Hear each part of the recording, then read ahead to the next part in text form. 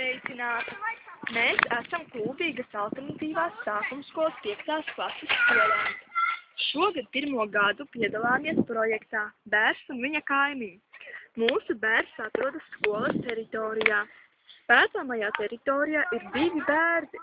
Pēc informācijas pētīšanas un koka mizas apskates secinājām, ka mūsu bērs ir vairāk kā 20 gadu vecs. Pirmos 3 mēnešus bērs skolēja ziemas miegus.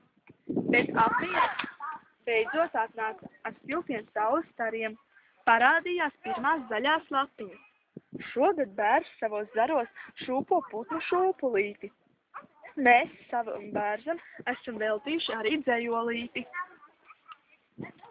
Ziemā bērzam kailuzari, kuros vilko vēja bargi, un zem bērza sniegi bargi, tā kā balta sniegu sega.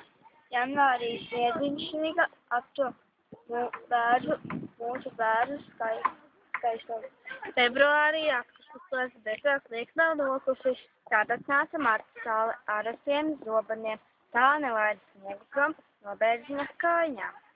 Notnāca aprīlī ar tiem siltiem saules stariem, un zem bērzu parādījās daža laba dzīvības. Saule sniegu izkausēja, skudras savas durvis svēra.